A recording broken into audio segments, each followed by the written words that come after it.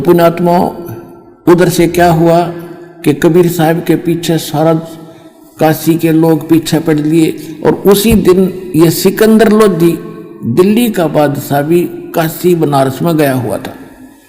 और परमात्मा जानबूझ कर उस दिन छेड़ा छेड़े थे कि इनकी परम पावर हो, यहाँ पर पूरी सुप्रीम पावर आ रही हो। अब सारे काशी के मुल्लार काजीर हिंदू सारे इकट्ठे मिलकर सिकंदर लोधी के पास पहुंचे, जहां वो रेस्ट हाउस में रुका हुआ था वीर सिंह के पास। वीर देव सिंह बघेल वहां का राजा था।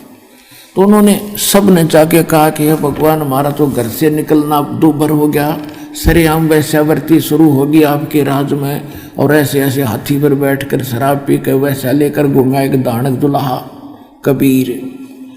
अब देखो सकल सिकंदर लोधी की, उसको उसका रोग दूर किया, ऐसा बुरा हाल था, हाहाकार मची थी, और उसके सामने ऐसे चमत्कार करके दिखाए, और फिर भी जनता के डर से वो फिसल गया।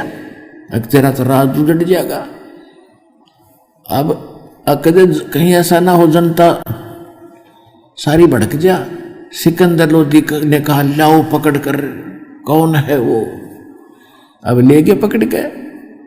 सिकंदर लोधी ने जनता को दिखाने के लिए कि मैं अपने हाथों में थकड़ी और पैरों में बेड़ी और गल में एक लोहा बहुत भारा तोक डाला करते, वह डाल दी, और सबने कहा कि इसको गंगा में डालकर डबो के मारेंगे। सारा काशी के लोग, राजा सिकंदर लोधी सब चले गए।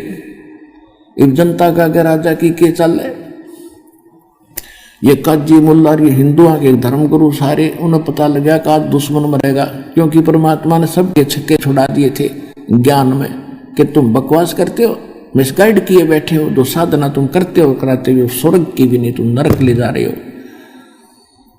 तो दोनों धर्म के गुरु उस परमात्मा के विरोधी थे ही, उनका दाव लग गया, सारे इकट्ठे हो गए और कहा इसको डबो के मारेंगे।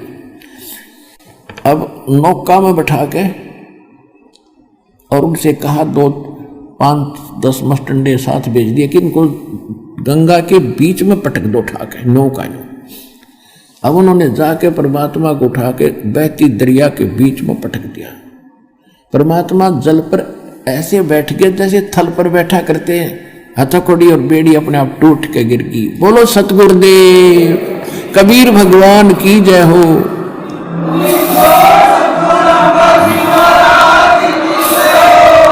अब वो नौके न्यू बैठे जब और नीचे गंगा जल चक्कर काटता हुआ चल रहा है।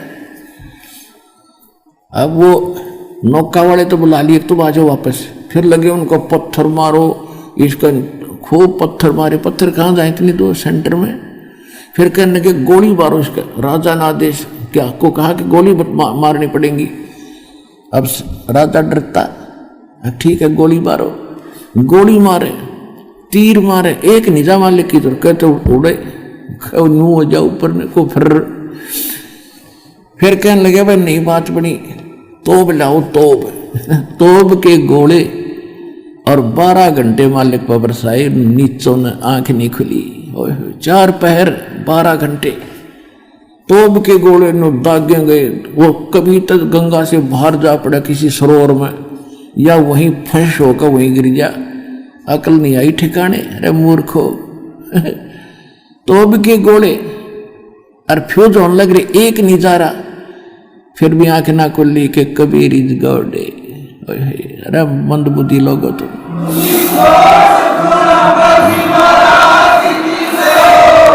जब परमात्मा ने देखा कि ये मूर्ख नाम जा यहां से भूखे पैसे खड़े दंता न लिए, और परमात्मा नो का नो नीचे चले गए जल में अपने आप। जब ये कति सारी करनी करके थक लिए, तब उन्हें खुशी बनाई कि डूब गया डूब गया डूब गया।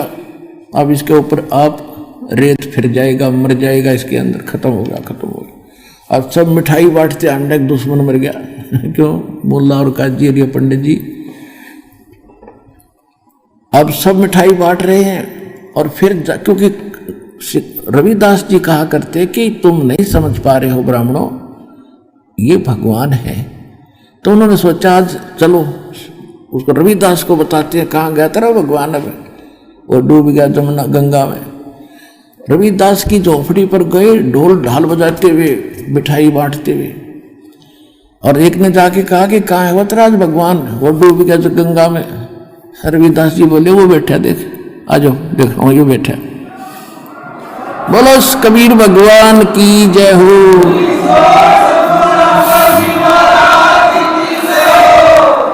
अब जो सा देखा हुए बागले, जो सा देखा हुए बागले कहाँ, सिकंदर लोधी के पास के महाराज वो तो मरा नहीं, मरा नहीं। तो अब कैसे मारे भाई, कि इसके गले में पत्थर बांध दो, मोटे मोटे उसे भरा भरा पत्थर बांध कर छाती गए और परमात्मा को फिर गंगा में पटक दिया।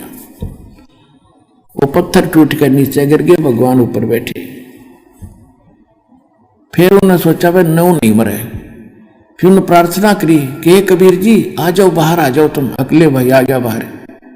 फिर उन्होंने सकी बनाई कि इसको खूनी हाथी होते थे, वो आदमी को मार कर पाट डालते थे, उसको कि खूनी हाथी से इसको मरवाएंगे।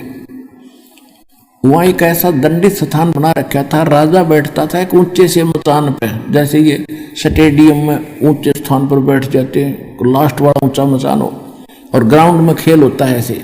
तो वो राजा बैठा था अपने मंत्रियों सहित ऊपर, एक ऊपर बनी हुई स्टेज पर, और ग्राउंड के अंदर वो जो बकवाद जो ज्यादा कर देते थे अपराध, उनको खूनी हाथी से सबको इकट्ठा बुलाया जाता था, सारे आसपास के नगर निवासियों को, ताकि सबको डर बने और सामने देखें कि अपराधी को कैसे दंडित किया जाता है।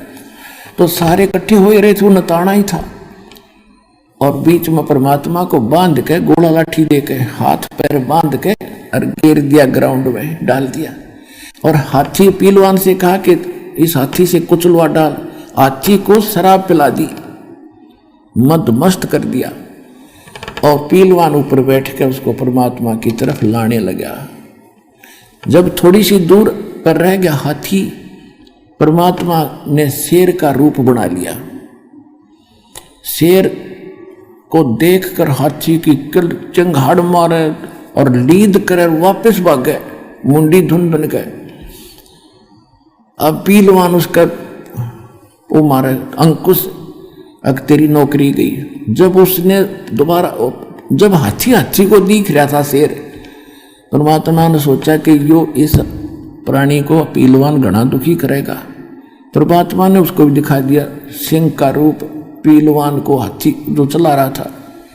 जब उसने शेर देखा कि बस चपट्टा मारने वाला हो, तो इतना डर गया, हाथी तो नीचे गिर गया, हाथी की तजा भाग गया और पीलवान कहीं पड़ा।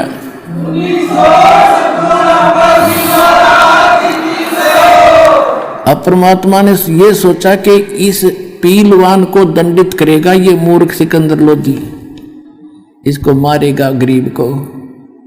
तब परमात्मा खड़े हुए, हाथ हथकड़ी वो बांध रखी थी, टूट गई सारी।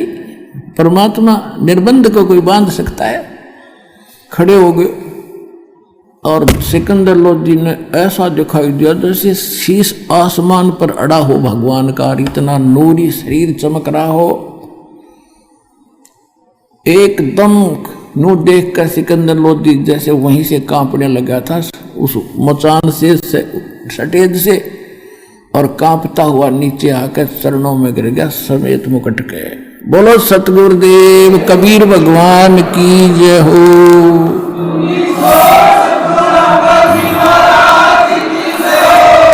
अनंत कोट ब्रह्मांड का एक रति नहीं भारे, सतगुरु पुरुष कबीर है ये कुल के सिरजनहारे। गुरु मानुष कर जानते ते नर कहिए अंधे, वह दुखी संसार में फिर आग काल के फंदे। तो पुण्यात्माओं, जो गलती हमसे पहले बन चुकी है, उन फाउल पॉइंटों को आपको इसलिए बताया जाता है कहीं फिर मार ना खा जाओ या बात बिगड़ जाएगी। परमात्मा कितने दयालु हैं, उन 64 लाख को चार्ज करके यहाँ 2 प्रकार से विमुख होते हैं भगवान से, गुरु से। एक तो गुरुद्रोही बन जाते हैं, जो गुरुद्रोही बन जाते हैं, गुरु की निंदा करते हैं सब जगह जा करके, उनको तो असंग जन्म तक मनुष्य शरीर नहीं मिलेगा, वो भक्ति तो खत्म उनकी हुई हुई। एक वैसे ही भोले भाले जैसे थोड़ा सा झटका लगा, बुराई नहीं करी और विमुख हो गए समाज के डरते, अकेले स्वभाव जाएंगे, वो विमुख नहीं, वो मतलब गुरुद्रोही नहीं बने, विमुख जरूर हो गए, तो उनकी भक्ति बनी रही, जिस कारण से वो 64 लाख ही आप हो। मालिक ने इतना चार्ज कर गए कि आपको मनुष्य जन्म होते हुए आ रहे हैं, मनुष्य जन्म होते हुए आ रहे हैं, और वो तड़फ भगवान की आज भी विद्यमान है। तो सबसे पहले सतलोक आश्रम बरवाड़ा,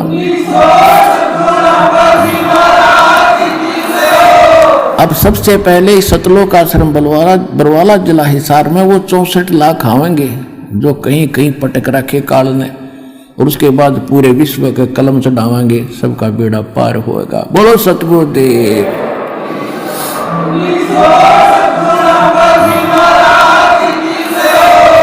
सत